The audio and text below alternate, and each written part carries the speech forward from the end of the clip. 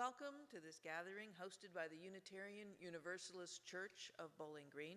My name is Janine Grossmeyer. I'm one of the members here. Whether you're here in person or online, either today or at a later date, we welcome you. Thank you for coming. So that we can be with each other, if you have one of these handy devices, please set it to silent at this time. We are a welcoming congregation. Whoever you are, however you identify, wherever you come from, and whoever you love, please know that you are welcome here.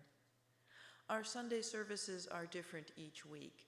Today we'll be honoring, it's Memorial Day weekend, as you probably know, and that's tomorrow. And today we'll be hearing from members of our congregation who have also been members of a larger military family, and they'll be sharing their perspectives on that. Though we each walk our own path here in this place and now at this time, we journey together as one community. For Unitarian Universalists around the world, the Flaming Chalice is a symbol of our community, showing the light of learning and the love between each other. This morning, our chalice will be lit by Jackie Berry. If you have a chalice at home, you may light it at this time, and I invite everyone to join in singing Rise Up, O Flame, hymn 362. The words are in the back cover of your gray hymnal.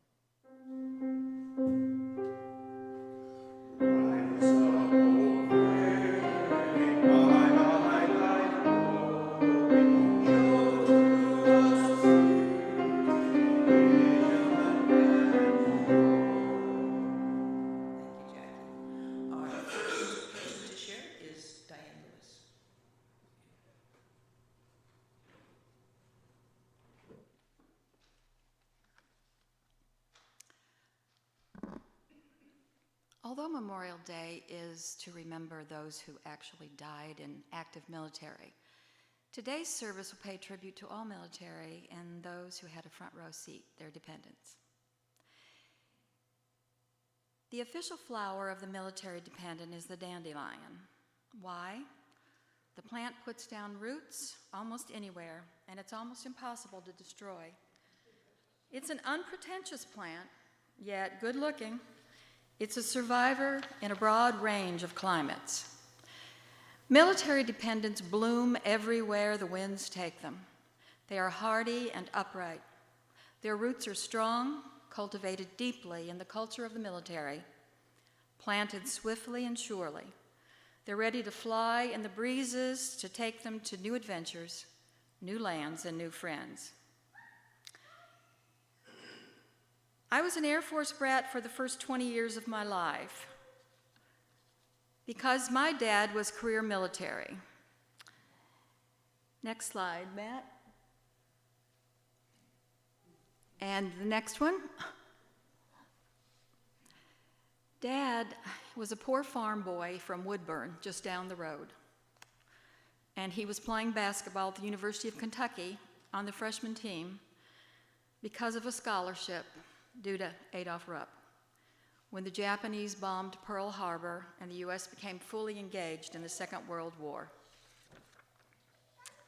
In January 1942, Dad enlisted in the Air Force and was sent to England. Next slide. And it's here he met my British mom, and also here where he gave a one-line performance in a British war movie, Piccadilly Incident, starring Michael Wilding and Nana Neagle, playing exactly who he was, an American GI. His only line was, somebody needed to get the top off a bottle, and he said, let's knock the tops off. That was it.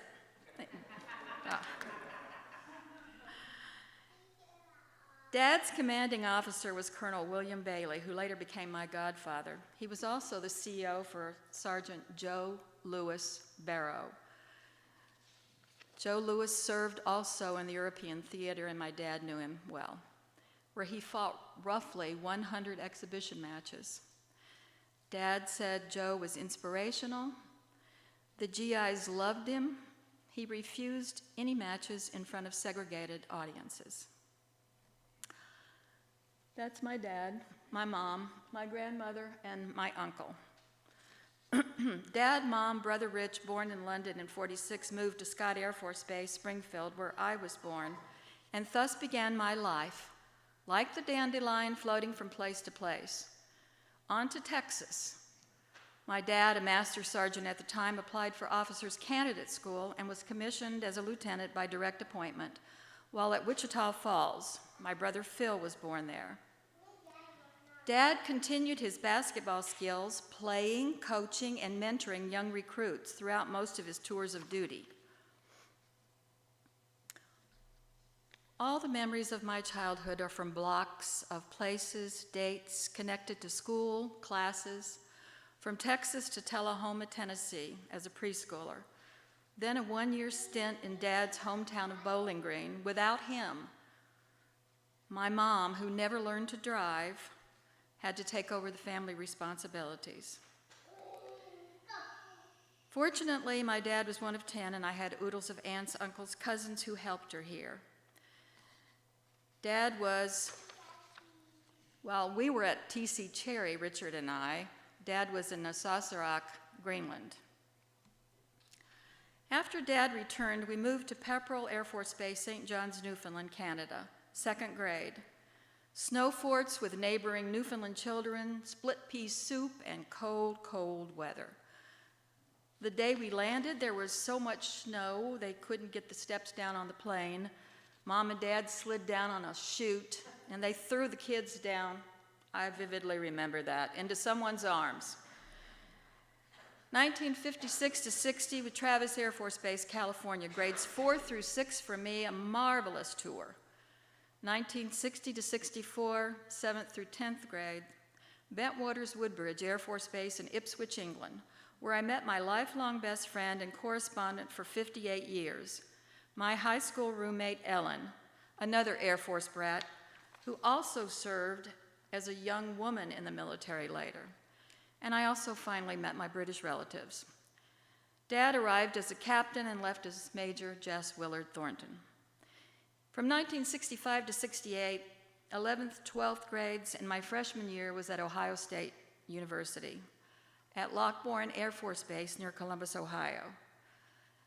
Dad was in charge of theaters, swimming pools, and enlisted rec centers. Pretty good for us teenagers. In fact, my dad probably was never in combat, to my knowledge. His military service was in helping his fellow servicemen be distracted and mentally fit. At the end of the tour in Ohio, Dad was transitioning back to civilian life, retiring from the military and into a career in parks and recreation. My father was the first director here in the Warren County, and later Palm Beach County, Florida, where he was honored by Rose Kennedy for his work with Special Olympics, and where he passed away in 1981. This gypsy-style life served my family and me well, broadened our awareness to other cultures. It heightened in us resilience to life's adversities and fomented a never-ending desire in each of us to travel further. And it certainly played a large part in my search for truth and meaning. Brother Richard served in Afghanistan in the Peace Corps. Brother Phil served in the Army and the Air Force, including a stint in Vietnam. I became a foreign language teacher, leading students on several trips throughout Europe. Gustave Flaubert reminds us, traveling makes one modest. You see what a tiny place you occupy in the world. You quickly realize you're not the center of existence, and we are certainly not exceptional. All of us, no matter where one calls home, we're just traveling together on this planet, and we need to help each other along the way. Today, I'm not talking about just wars. I'm not talking about the military-industrial complex. I'm talking about people who served for our country from all walks of life. On this Memorial Day weekend, I honor my dad for his quarter-century service to his country and offer a reminder that there are thousands of military spouses and children throughout the world who also sacrifice, serve, grow, and learn while sowing valuable insights along the way.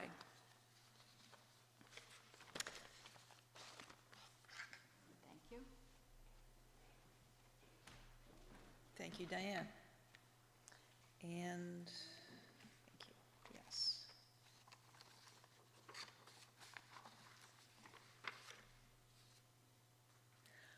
Diane, did we have a time for people to bring pictures up?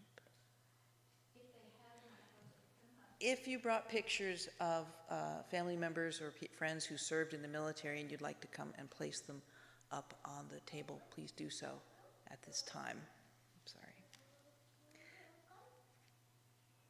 We will now have a short time for meditation and reflection. The singing bowl will lead us into the silence. After the silence, you're invited to sing Spirit of Life.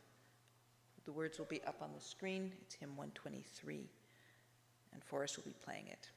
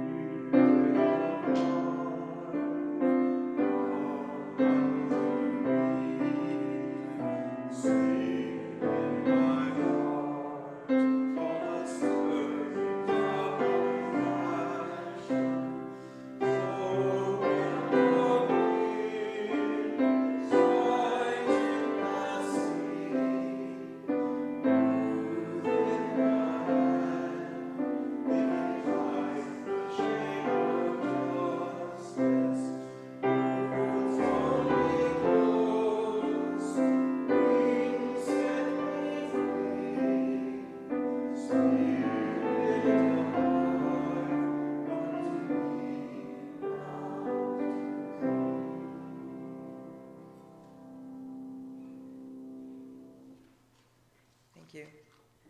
We will now be singing again, and it's hymn 1000. Forrest, do you have any words of advice for us on this one? Well, I'm not a praying man, so no. All right. I invite you to rise in body or spirit as you feel. As you will. As you will.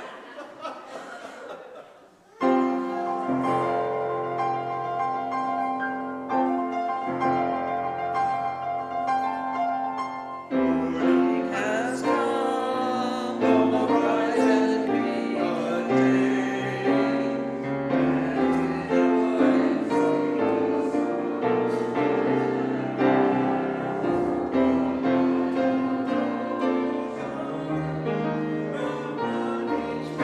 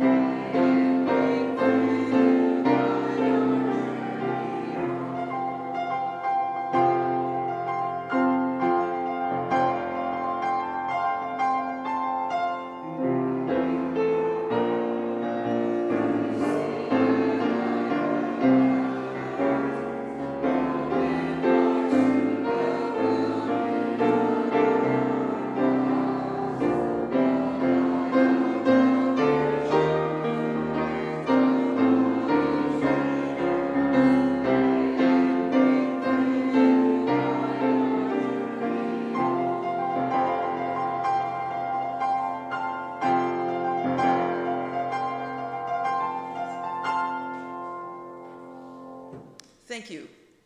I appreciate your courage and enthusiasm on that one. A little tricky and a little bit higher note than maybe some of us are used to singing. The second person to share today will be Connie Erickson.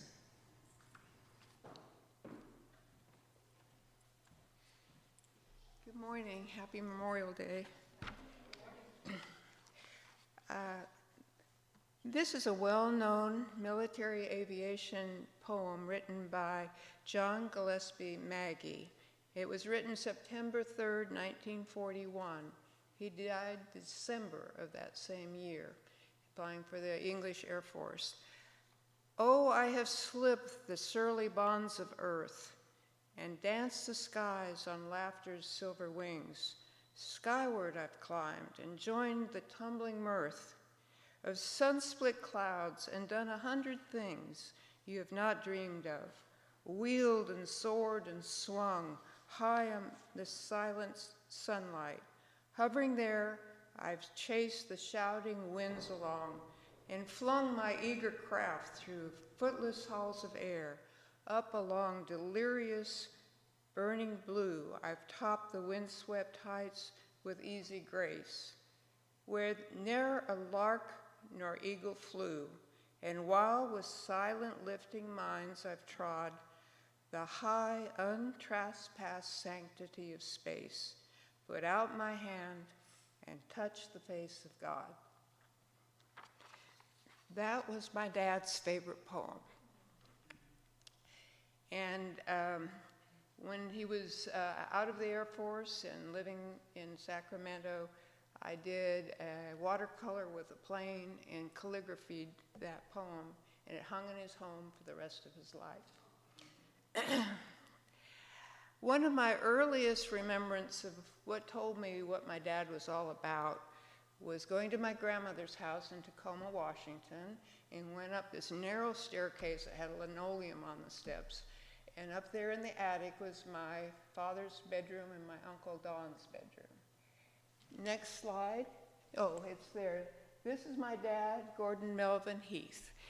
And up in that bedroom were a big stack of National Geographic magazines and books for young men called Tom Swift books, all about adventure and flying in particular. And also up there, because this was after he'd come back from the war, was a coconut that he mailed to my parents from the Philippines, and a sword that he told me was made out of the spring or a part of a crashed airplane by the native people in New Guinea. My parents met in Yelm, Washington, a little outskirt town of Tacoma, Washington. And I don't know quite how they did it, but they ended up in LA, and this was early in their marriage. My grandmother was a cook and had her own restaurant in LA. My dad was working for Lockheed, making airplanes. My mother was working for Edith Head, you may remember her. She was a costume designer. My mother was an excellent seamstress. And we lived in a trailer park. I was an infant.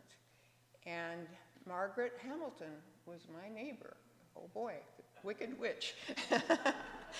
So when when Pearl Harbor happened, my dad decided he would enlist in the Army Air Corps. And he was lucky enough, even though he just had a high school education, he did get a commission, and he is now a second lieutenant here. He was had to go to many training bases. And next slide. And there I am with my dad. And I was born November 1943. And he was still in training. He hadn't shipped out. And my mother knew he was going, so she took me along and followed the troop train. So I was a stowaway in the troop train. And one of the places Dad trained was Tucumcari, New Mexico. So a tale is that we stayed in a Navajo or Native Indian home with a Navajo rug between where mother and I slept. But Dad was shipped off to the Philippines and New Guinea. And of course, mother stayed home with me. And we stayed with other military wives and their little children. But most of the time we stayed up in Silverton, Oregon, where my grandmother had moved, and I don't know how that happened. But up there she had a grocery store and gas station, old country, and also raised berries for Smucker's berries, you know, Smucker's jams. And I remember her, she was under 5 foot tall, holding a clipboard, and she was the one weighing the flats to go off to the cannery. So at the end of the war, my dad didn't get wounded.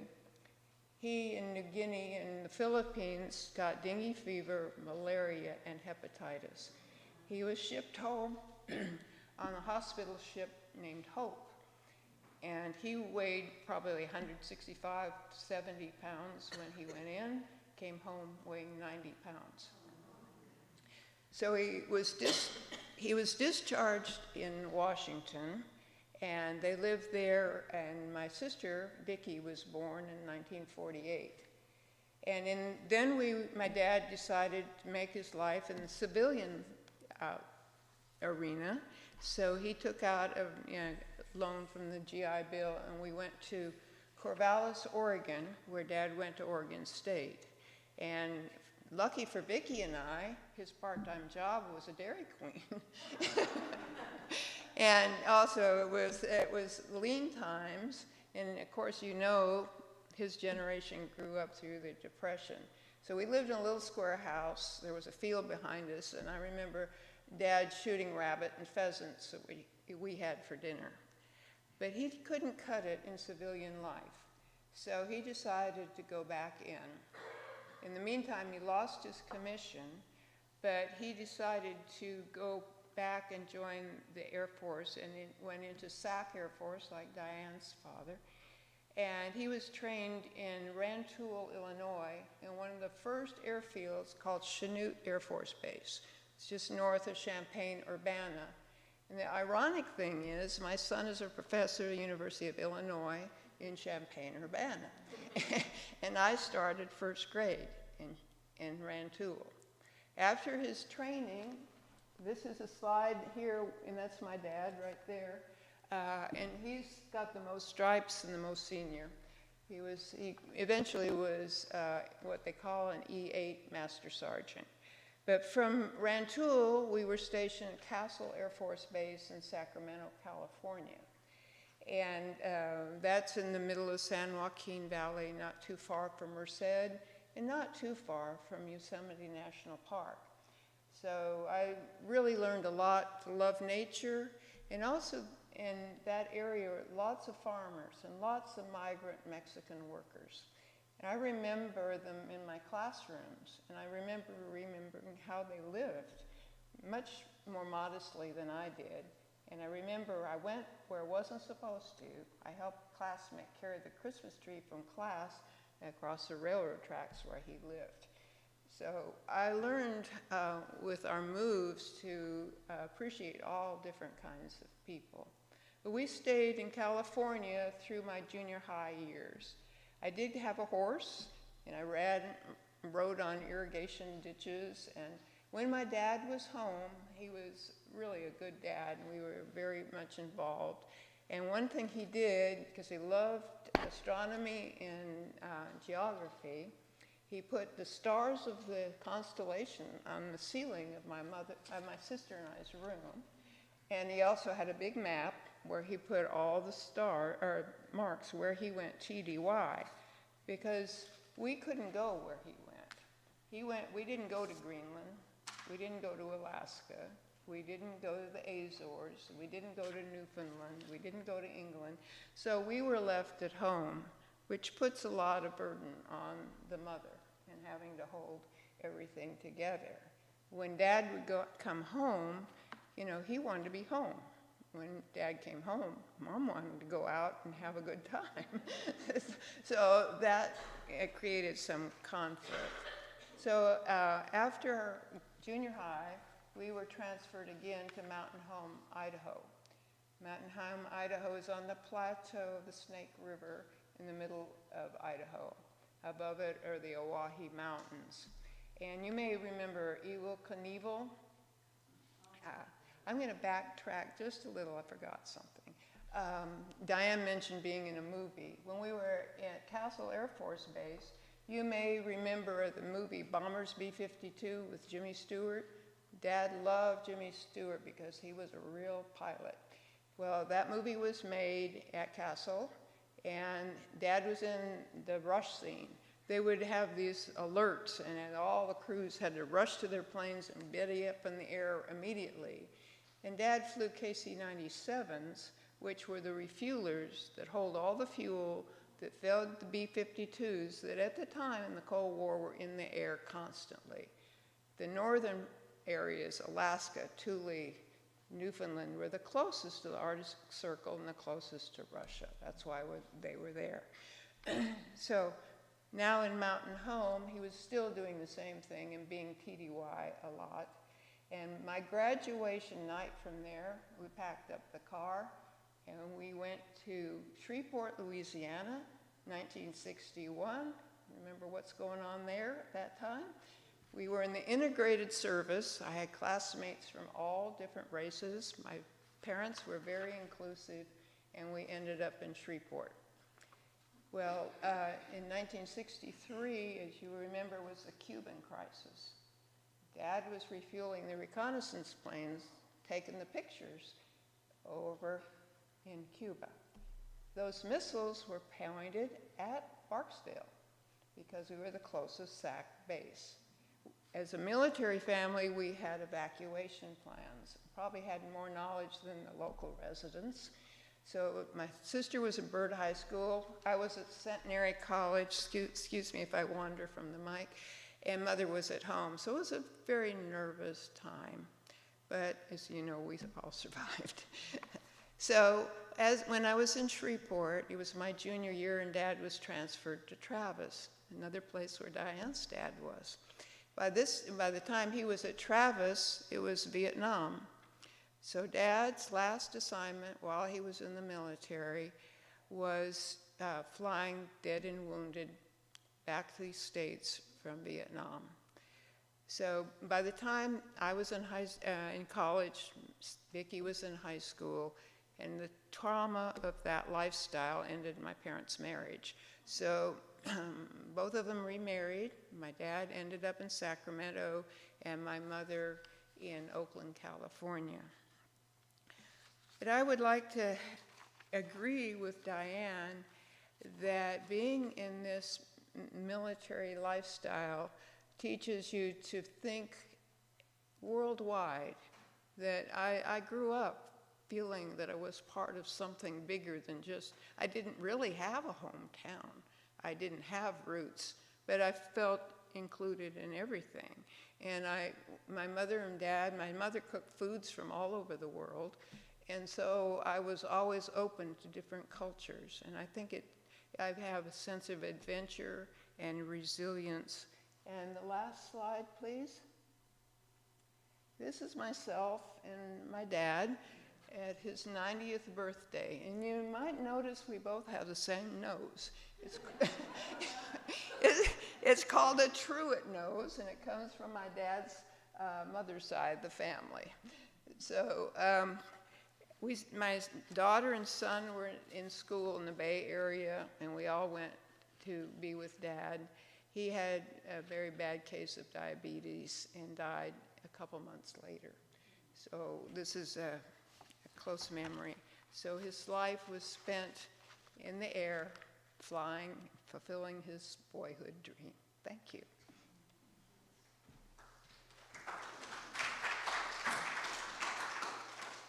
Thank you, Connie. It is difficult. Someone says, "Where are you from?" And you're like, "Well, how long you got?" I'll tell you.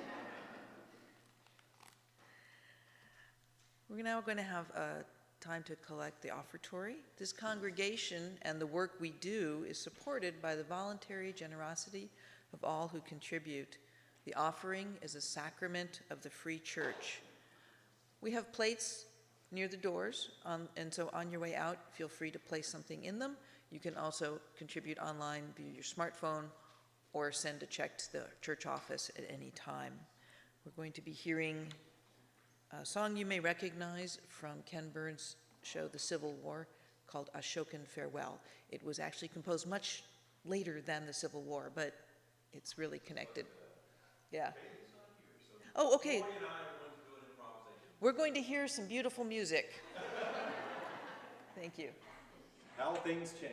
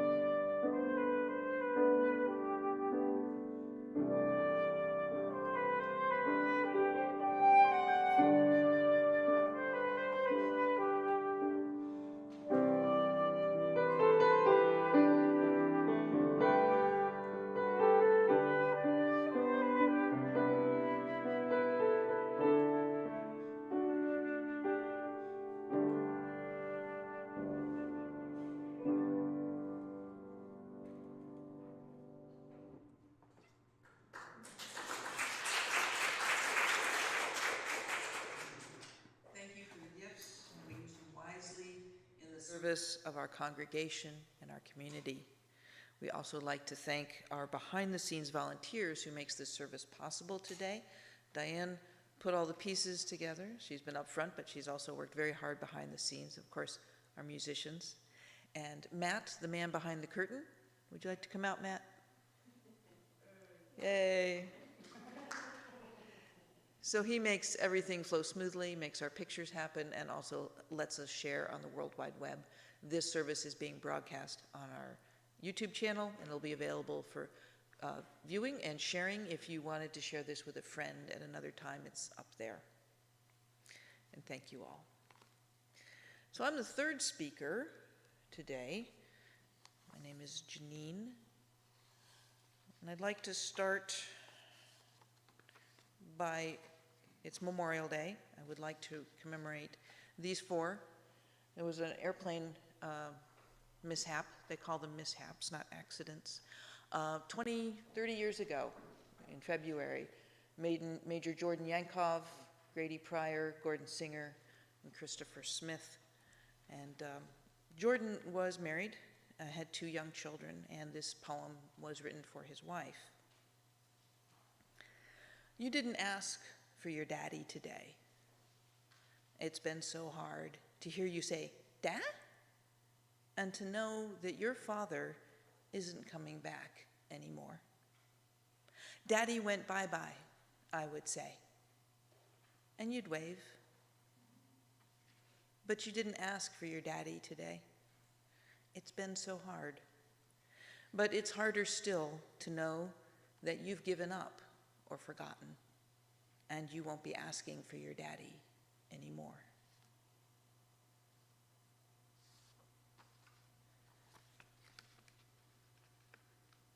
My son was almost 2 when that aircraft went down. And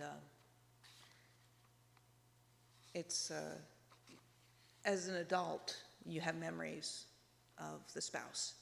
But as a child, especially as a young child, you may never know your parent who served in the service if they pass away. So the topic of my talk is living with death. And there's my front page, thank you. When I married a Marine helicopter test pilot, I expected to be a widow before our 10th anniversary. I was hoping we'd make 5. I was pretty sure we wouldn't make 10. I was working at the Rotary Wing Test Directorate when I met my husband, and there had been another mishap, and they'd brought the broken bits of the helicopter back to the hangar and laid them out on the floor for the safety inspectors to look over. And we would walk past them as we went back and forth to our offices, which were in the bays in the hangar bays. I had read, there's Rotary Wing. This is the helicopter that my husband would fly, the CH-53E, also called the Super Stallion. After he retired from the Marines, he then became a test pilot for Boeing and flew the V-22 Osprey, which is a tilt rotor, which can fly both as a helicopter and as an airplane. Next slide. I had read The Right Stuff by Tom Wolfe. He's did a really good job of capturing. It's about the astronauts, but it starts off when they're test pilots, and many of them were stationed at Pax River, which is where I was. I had seen the movie Top Gun, which is in the news again. The backseater ejects from the airplane during a routine flight and is killed. Once we got married, I wrote condolence letters. I owned a black dress for funerals. I made casseroles for the gatherings afterwards. Our neighbors down the street, Steve was stationed in Yuma, Arizona. They didn't make their 3rd anniversary. He was killed in an airplane mishap. And his wife, after the funeral and the casseroles, she packed out and went back home to where her parents were, I think in Minnesota. She was 24. So I was expecting that. I was preparing myself for that. Now, death, sudden, brutal, unexpected, can happen to any of us at any time. Heart attack, car crash, tornado, a shooter. We know that. I mean, we all know that, but we don't live with it as much. We push it aside, we push it to the back, we pretend it's not going to happen to us. And most of the time, it doesn't. It's very rare. But for military families and families of first responders, police officers, firefighters, rescue ops, anybody in a high hazardous job, it's really hard to forget that because you go to funerals every 6 months or so, somebody dies. And so there isn't time to forget and to pretend it's not a possibility. If someone's late coming home from work, 15 minutes, there's traffic, stuff happens. 25 minutes, and you start to wonder, did something happen today? 35 minutes, you start wondering, am I going to get the knock on the door? Who do I call first? Do I call his mother? Do I call mine? When do I tell the kids? Do I let them have another hour of just happy childhood without worrying about it? Where will we have the ceremony? Will I be called to identify the body? Will there be enough to identify? So all of these thoughts go through your head when they're a little bit late. And then they come in the door, and it was just a normal thing, and then you have dinner, and you don't talk about it. Eventually, I did ask Steve, my husband, to call me if he's going to be a little bit late, so I would stop planning his funeral. And that was peacetime. All of these deaths that I've mentioned so far were in peacetime. They were just training accidents, mechanical malfunctions of the device. Flying is a dangerous business. Nobody was even shooting at them. During a war, such as we are in now and have been in for many, many years, the military folk, they're not coming home for dinner in between. You don't see them for weeks at a time, months, and so you're always worried. I mean, Steve was home, I didn't need to worry about that. But when your guys are on deployment, and I say guys, it's still, you noticed all of us here today are talking are women. There are many women who serve, but it's still primarily mostly men who do this. There isn't a respite. You don't get a break in worrying when they're on deployment, because something can always go wrong. My sister was talking, her son is 19, he went off to college, she was worried about COVID, we're talking about that. And then we realized that when our father was 19, it was 1943. He was in the army in Europe, Battle of the Bulge, and his mother, prayed for him every night and every day, and he was in the army for 3 years. So COVID, by contrast, we sort of said, well, I guess that's not such a big thing to worry about. So you worry about them dying, and that's always sort of there. And you worry about them coming home wounded. Some of the wounds are obvious. In the body, they lose legs, arms, mobility, that kind of thing. Some of the wounds are hidden, wounds to the spirit, wounds to the mind. You may not know about it. They may not talk about it. They probably won't talk about it. But you're the spouse. It's your job to comfort and care for them. This, by the way, is my husband. Here he is in retirement. That's the airplane he flies nowadays. So he's still flying, and I still get to worry. But that's what he loves to do.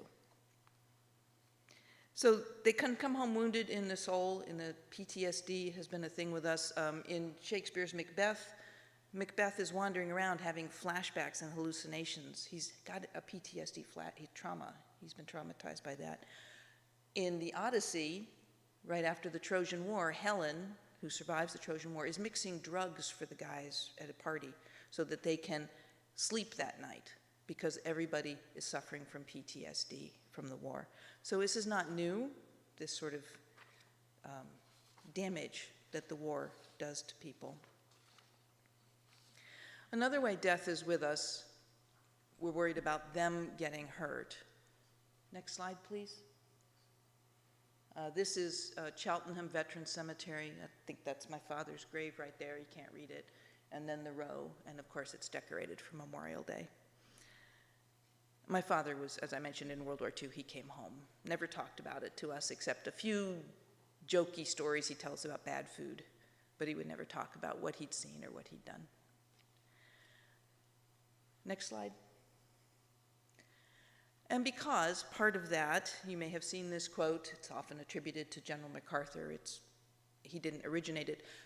Your job as a military person is not to die for your country, it's to make the enemy die for his. That's the job. The job is to kill.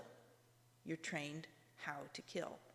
So death comes into the home of the military family. The person you're living with, sharing a table with, sharing a bed with, has been trained how to kill. May have killed. Many of our military don't see action, don't get that, but many of them do. And so you're living with that, and you need to accept that and accept the person who can do those sort of things. Unfortunately, sometimes that level, they're conditioned to violence, conditioned to use violence, that level is hard to turn off. Domestic violence is a fact of life for military families.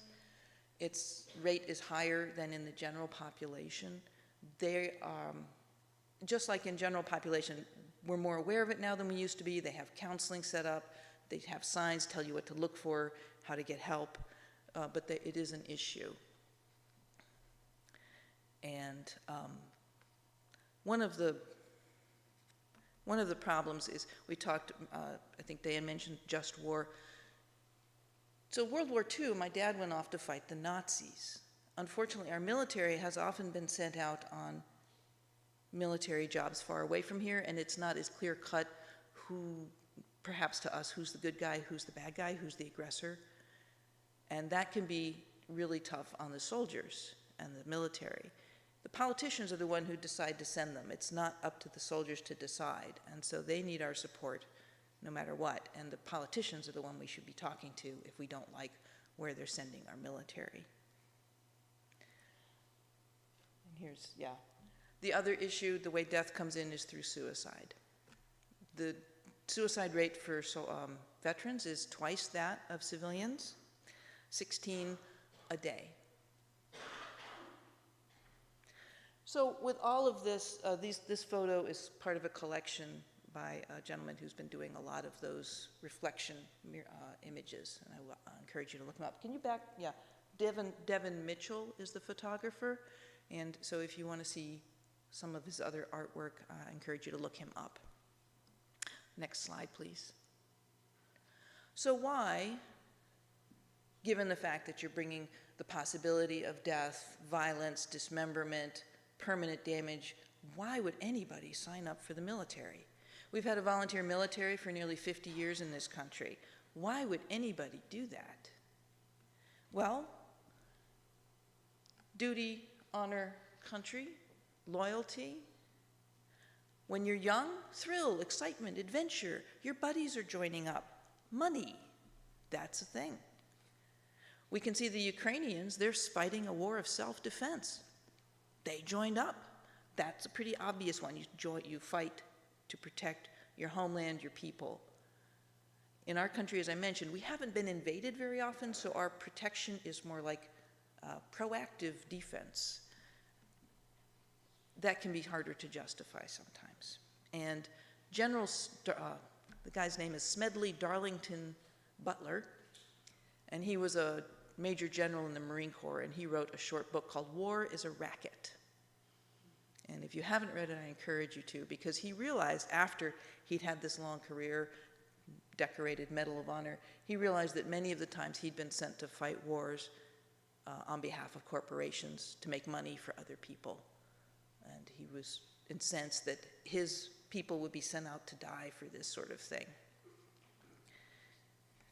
But when you join up in the military, you're part of something bigger than yourself. You're joining a large community, a large family, and in the Bible it says, greater love has no man than this, that a man lay down his life for his friends. And that theme runs all through the military. You're there to protect, help your buddies, you're fighting to protect your family back home and your homeland. And so there's honorable and noble reasons to join. The fellow on the left, Martin Mayer, he's my grandfather's first cousin. He enlisted 5 times and was finally commissioned as an officer. He was killed in France in 1918 during World War I. And this fellow over here, Edwin Barnes, that's my great-grandmother's brother, and he was killed in the Battle of Gettysburg. He volunteered to fight. So I have never worn the uniform or served my country in that way, and so I think it's fitting that I conclude with the words of someone who did. Next slide. This picture is from a movie.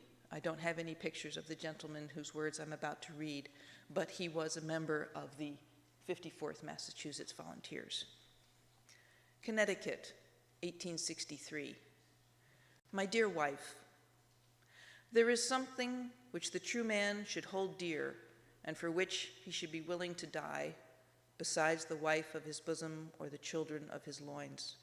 First, his God, then his country or his government, when it is a just one. And if he cannot do that, he is no man, but a useless piece of machinery. On the day when I stood before you with the uniform of a volunteer, the uniform of a free man, you told me at the door with a smile on your face but a tear in your eye that if I thought it was my duty to go to what was then a white man's war, then I should go, and may God bless you. I was prouder of you that day than the day the minister bid me salute my wife. I want you to remember here, after, that you are a soldier's wife, a warrior's bride, one who has not a single drop of cowardly blood in his veins, and one who will not desert his flag or country or his brother in bonds, not even for his dearly beloved wife, the friend of his bosom. Ponder this well. Take the right sense of it, and be proud that you have such a man for a husband. If I return at all, let me come back to your arms as a free man, of a free country and a free flag, and my brothers free, or else let me rest in death on the battlefield with my face to the slaveholders, a continual reproach and curse unto him, as long as the world shall stand or a slaveholder breathe. This from your soldier husband, M.L. Miami, 54th Massachusetts Volunteers.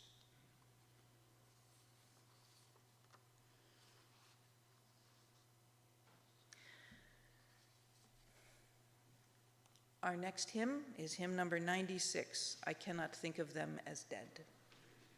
It's in the gray hymnal.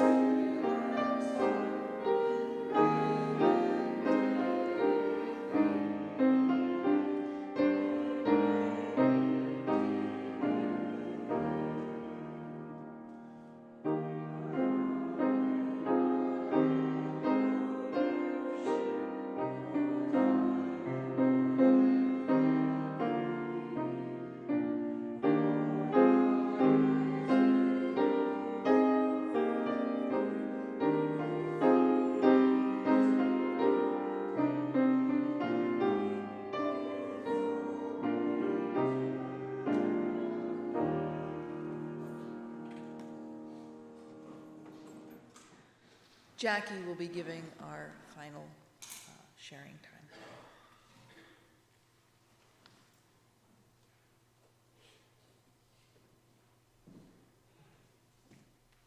Hello. This is going to be a similar story. So I'm going to talk a little bit about a timeline and what it's like to be in a family and move with your dad. I actually didn't know what he did, so I'm going to be reading you his timeline. Next slide. Here we are. That's right, 6 kids. And I'll let you try and guess which one I am. No? Okay, starting with the oldest is Jim Jr., and then oldest sister Janet up here, Joanne, the only blonde, sister Jean, that's me, Jackie, and sister Judith. That's right, Judith, Jackie, Jean, Joanne, Janet, and Jimmy.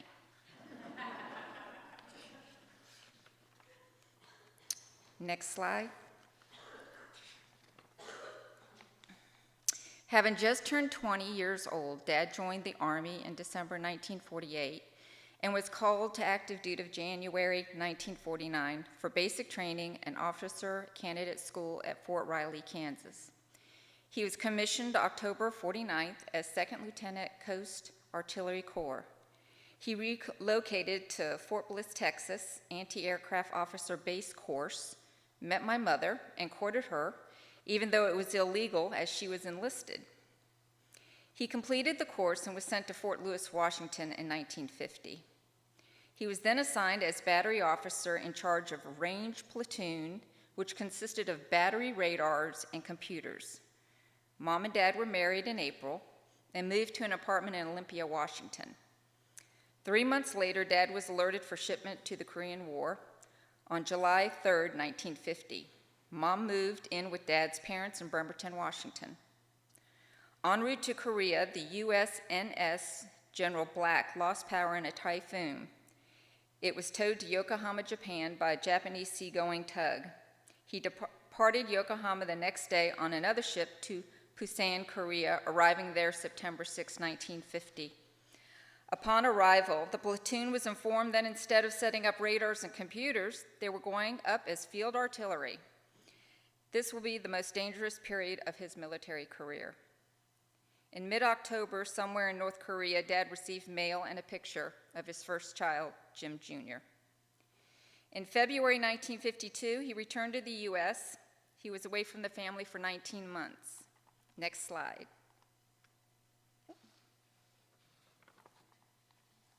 Upon his return to the U.S., he was assigned to the Anti-Aircraft Gun Battalion Camp Edwards, Massachusetts, battery commander. The family took an apartment in Winthrop, Massachusetts. Janet was born.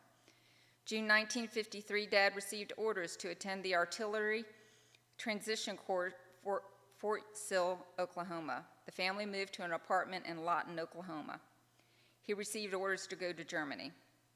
Mom, Jimmy, and Janet went back to the grandparents' house where they would stay until they were housing was available in Germany. Dad reported in for shipment to Germany in September, but was reassigned to Staten Island, New York, where he served as Battalion Operations Officer. He was away for 4 months. Orders to Germany were reinstated, and he arrived at his new station in Germany, December 1953, as Battery Executive Officer. He was promoted to captain. In September 1954, he relocated to Erlanger, Germany, served as Sea Battery Commander and Battery Maintenance Officer. Quarters finally were granted in 1954. Mom, Jim, and Janet arrived to Germany. He was away from the family for a year. In October 56, he returned to the U.S. with the family and new daughter Joanne, and was assigned as battery commander of an anti-aircraft battalion in Seattle, in the Seattle, Washington area. In December 1957, he was reassigned to Fort Lawton, Washington as logistic officer. By now, Jean, Jackie, and Judith were born while in the Seattle area.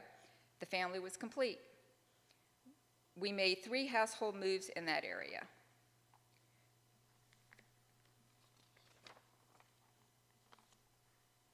In December 1959, Dad received orders to go to Fort Bliss, and the family of 8 moved from Seattle area to El Paso, Texas. He completed the nuclear war course, was designated as in all future assignments as nuclear warfare officer, and he was promoted to major. Dad was deployed to Germany with headquarters in Grafensphere, Germany. In October 1961, Mom and 6 young children moved from El Paso, Texas, and returned to the grandparents' home in Bremerton, Washington, pending quarter assignments in Germany. Family quarters were assigned a year later in 1962. He was away from the family for 1 year again. May 1965, the family moved from Germany as Dad was assigned as a battle staff officer to the 32nd NORAD, or North American Air Defense Command, Sector Gunter Field, Montgomery, Alabama. Prior to this assignment, he was placed on temporary duty to attend the Command and General Staff course at Fort Leavenworth, and he was away from the family for 5 months. He was promoted to lieutenant colonel. With new orders in November 1966, the family of 8 plus our new dog Jay packed our station wagon and road trip from Montgomery, Alabama to Fort Hancock, New Jersey, and Dad was assigned logistics officer and later operations officer. Next slide. In December 1967, Dad received orders to proceed to Fort Gordon, Georgia to attend the Civil Affairs School and then transfer to Vietnam. The family moved from Fort Hancock, New Jersey to El Paso, Texas. While in El Paso, the house we were renting was sold, and Mom and 6 kids had to relocate 2 blocks over to another house. Upon completion of the Civil Affairs course in March, he proceeded to Vietnam and was assigned as Chief Civil Affairs Officer. Then he became a battalion commander of the 7th Battalion, 15th Artillery. He was away from the family for 13 months. February 1968, Dad received orders to return to the United States to be assigned to the Continental Army Command, Fort Monroe, Virginia, assigned to manage the development of the training base and devices for the ballistic missile system known as Safeguard and research resources for Continental Army Command. He was away from the family for 5 months. July 1968, the family moved from El Paso, Texas to quarters on Fort Monroe, Virginia. In 1972, Dad was redesignated as chief of the Safeguard Division, which included site support for the Safeguard system. In 1973, we purchased a home in Grandview Island in Hampton, Virginia, and moved there from Fort Monroe. This would be the last family move. That same month, in 1973, Dad departed to Korea and was assigned as Chief of Plans and Management Division, Intelligence, Seoul, Korea, managed the intelligence, military planning, and intelligence resources for the Northwest Pacific area. He was away from the family for 13 months. Next slide. Upon returning to the United States in 1975, Dad was assigned to headquarters Fort Eustis, Assistant Comptroller, with temporary duties to the Army Controller Course at Fort Harris, Indianapolis, Indiana. He was away from the family for 4 months. And like many in the armed forces, their children carry on military traditions, and here my sister Joanne takes her oath of duty as an Army officer for my dad. Dad retired from the Army in November 1977 after 28 years and 11 months. Shortly thereafter, he began a civilian job at Old Dominion University in Norfolk as a budget officer and then the budget director for 14 years. At 93, Dad still lives in the family home in Grandview Island. Next slide.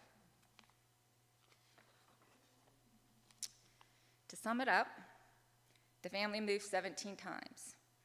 My dad was away from the family for more than a total of 7 years.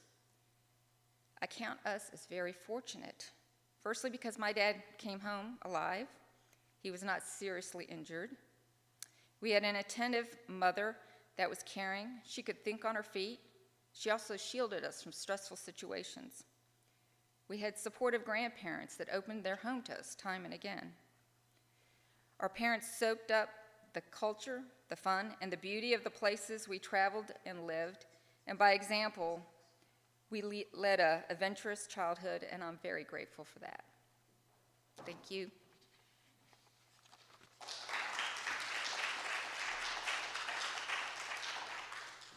Thank you, Jackie. We are running a little bit over, so we're going to be moving along. Community news, I don't see any announcements here, so Farm to Table is here to pick up. I just want to say farm to table lunch after the service today. Okay. I hope that all of you will join us. There's plenty of food and it looks just lovely. Okay, so please stay and go over to the fellowship hall to enjoy lunch together. And if you have questions or you'd like to talk to those of us who've been up here talking or share your own stories of whatever, we're Unitarian Universalists, we'll talk about anything. But, and again, if you have questions about joining this congregation, again, you can probably talk to any of us. We have some people in the membership team. Aileen is here, and Sharon's here, and Nancy's here, so all of them are here, so feel free to ask them questions. Okay, and so we are going to say farewell to those who have joined us online. Thank you for staying with us this long, and we hope to see you again.